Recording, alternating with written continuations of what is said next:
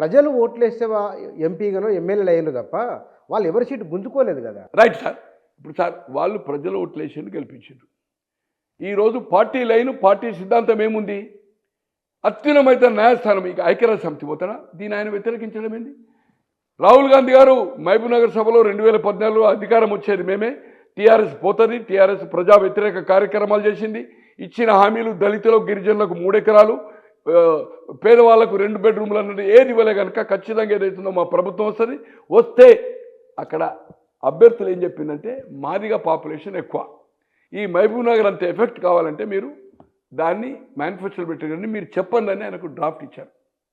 Dais మీదనే నేను చెప్పను, పేరు చెప్పను, చిట్టి ఇస్తే ఈ అనౌన్స్డ్ మా పార్టీ రావడం ఖాయం. వచ్చిన తర్వాత మేము మాదిగా ఆల్రెడీ మేము ఉషా మేయర్ కమిషన్ ఇచ్చినాము, అసెంబ్లీ తీర్మానం చేసినామని కూడా ఆ వర్డ్ కూడా చెప్పిండు ఆయన. అటువంటిది ఈరోజు ఏదైతుందో నువ్వు ఎట్లా అడ్డుకుంటావా? ఇంకోటి 59 తెగలేండి దళితుల్లో, 59లో ఉత్తర వేరన్నాయి. ఈరోజు మీరు మిమ్మల్ని వాళ్ళు వ్యతిరేకించడం లేదు, మీ రిజర్వేషన్ వద్దనడం లేదు. మా వాటా మా నిష్పత్తి జనాభా ఏది ఉందో ఆ జనాభా ప్రకారం మాకు చెందాలంటున్నారు. దాంట్లో ఏబిసిడి కేటగిరీ జన్ వాళ్ళు అడిగేది మీ హక్కును హరించడం లేదు కదా.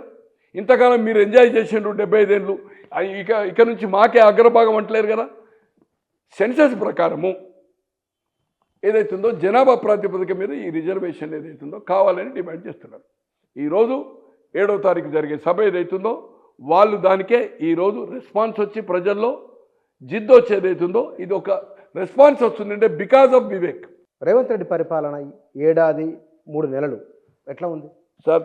కంపేర్లీ ఇచ్చిన హామీలు మాత్రం అమలు కాని అనేది అందరికీ తెలిసిన విషయమే.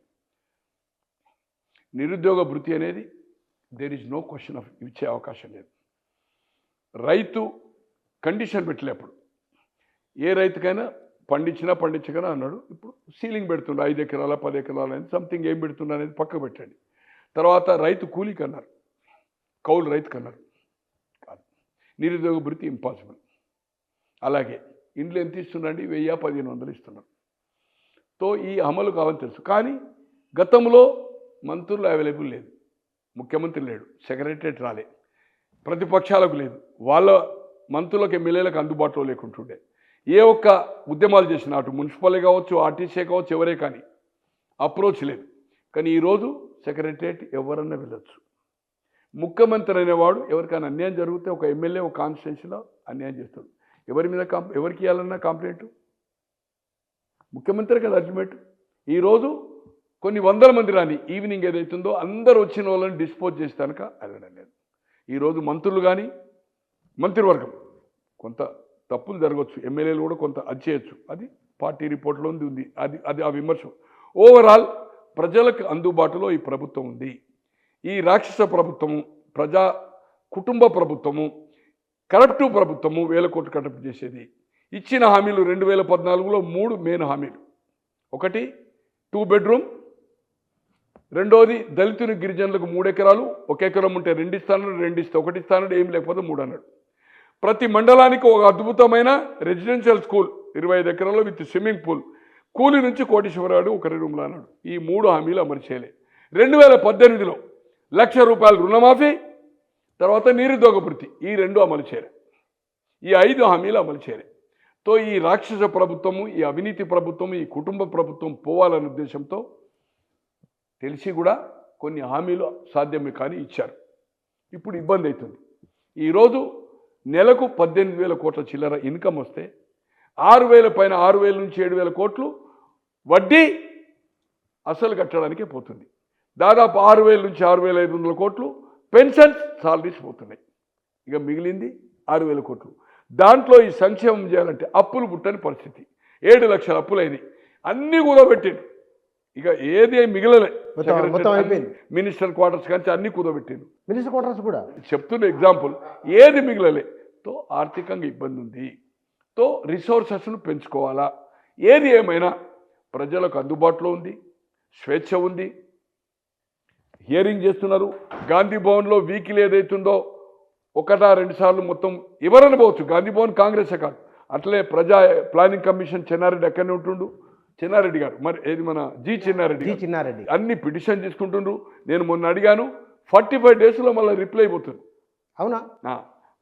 అవుట్వార్డ్ ఇన్వార్డ్ కూడా వేసి మళ్ళీ రిప్లై ఇస్తుండ్రు అవుతుందా కాదా దాని సమస్య ఏంది. ఒక్కొక్కసారి తపాలా చేస్తారు కదా 2 నెలలు అవుతుంది. బట్ ప్రజలకు ఏదైతుందో అందుబాటులో ఉన్నారు. ఓపెన్గా మీటింగ్లో మంత్రులు చెప్తున్నారు, ముఖ్యమంత్రి చెప్తున్నాడు ఇట్లా ఇబ్బందిగా ఉంది, మేము కొన్ని అమలు విడతల వారి సార్ వాళ్ళు 10 ఏళ్ళు ఈ 2 సార్లు 2014లో 3 హామీలతోటి 2018 గెలిచి 9.5 సంవత్సరాలు అమలు చేయలేదు.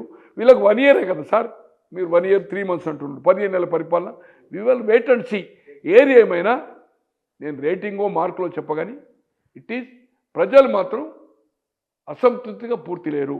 కానీ సాధ్యం కాని హామీలు ఇచ్చి అమలు చేయడం లేదు కనుక ఒకవైపు బీజేపీ, ఒకవైపు హెక్టిక్గా టీఆర్ఎస్ ఎవ్రీ డే ధర్నాలు, సోషల్ మీడియా, ప్రెస్ కాన్ఫరెన్సులు, ప్రతిదాన్ని ప్రతిఘటించడం వల్ల పబ్లిసిటీ వచ్చి కాంగ్రెస్ దాన్ని కౌంటర్ చేయడం లేదు. ఎందువల్ల చేయలేకపోతుంది అంటే సంపాదనలో పడ్డారు ఎమ్మెల్యేలు. ఇది కౌంటర్. అక్కడ గత ఎమ్మెల్యే 9.5 సంవత్సరాలు ఏం దోచుకున్నాడు, ఏం జరిగింది, వాళ్ళు ఇచ్చిన హామీలేంది, గ్రామ స్థాయిలో, మండల స్థాయిలో, జిల్లా స్థాయిలో, రాష్ట్ర స్థాయిలో చెప్పడం లేదు. 2014లో హామీలు ఇచ్చి అమలు చేయలే 3, 2018 చేయలే. నువ్వెవడరా మమ్మల్ని అడగటానికి, నువ్వు 9.5 ఏళ్ళు చేయలే, దాంతోటే నీ విక్టరీ అనేది అటాక్ చేయడం లేదు. పార్టీ మారింది. ఆ రోజు సార్ 21 సీట్లు 2014 వచ్చి జానారెడ్డి గారు కదా, దాంట్లో 7 మందిని చేర్చుకున్నారు కదా, భాస్కర్ రావు, యాదయ్య, తర్వాత రెడ్డి నాయక్ వీళ్ళందరూ చేర్చుకున్నారు కదా, వాళ్ళని ఎందుకు డిస్క్వాలిఫై చేయలే? 2/3 అయితే కదా, తెలుగుదేశమో 2/3 తో చేర్చుకోలే కదా. అట్లే ఒక బట్టిని గారిని ఏదైతుందో, ఒక దళితుడిని ఓర్వలేకెత్తుందో విడతల వారి చేరిన వాళ్ళని మెరుగు చేసుకున్నాడు కదా ఒకటేసారి సంతకాలు పెట్టి. మొదటిసారి అయితే శ్రీనివాస్ యాదవ్ మంత్రి చేస్తే పిటిషన్ స్పీకర్కి ఇచ్చిండు, హైకోర్టు పోయిండు, రాజ్భవన్ పోయిండు, ఎవరు దయాకర్ లీడర్గా. ప్రెస్ వాళ్ళు అడిగితే నువ్వు కూడా చేరుతావు అంటే, నేనా ఒక అయ్యకు అవ్వకు పుట్టేది ఉంటే నేను నా పార్టీలో చేరాడు. అటువంటి వాడు మళ్ళీ చేసి అందరు కలిసి సంతకాలు పెట్టి మెర్జ్ అన్నారు 2/3. సో ఈరోజు నువ్వు ఏదైతుందో కోర్టుకు పోతున్నావు, ఏం కాదు. స్పీకర్ డిస్పోజ్ చేస్తే కనుక కోర్టులు ఆదేశించలేవు. నీవు నిర్ణయం తీసుకోకపోతే మేము తీసుకుంటామని చెప్పలేవు. ఎక్కడ అటువంటి తీర్పు లేదు. మొన్న హైకోర్టు చెప్పింది చేయలే, సుప్రీంకోర్టు పోయినరు. గతంలో ఒక సుప్రీంకోర్టు ఏం చేసిందంటే 6 monthsలో ఏదో స్టేట్లో డిసిషన్ తీసుకోమంటే ఆ స్పీకర్ మహారాష్ట్ర, త్రిపుర తీసుకున్నాడు. తీసుకోలే అనలేదు, తీసుకున్నాడు. ఈయన తీసుకోడు, రేపు ఇంకో 10 మందిని చేర్చుకుంటాడు. ఏం చేస్తాడు సుప్రీంకోర్టు? ఏం చేయదు సార్. రమేష్ అని పౌరసత్వం అయితేనే 3 టర్ములు ఎన్నికైంది, మనం చూసినాం కదా. సో స్పీకర్ అనేది ఒక వ్యవస్థ, జ్యుడిషియరీ పవర్. ఇతను డిస్పోజ్ చేసేదానిక ఎస్ఆర్ నో అయితే రిజెక్ట్ చేయాలి, అయితే డిస్క్వాలిఫై చేయాలి.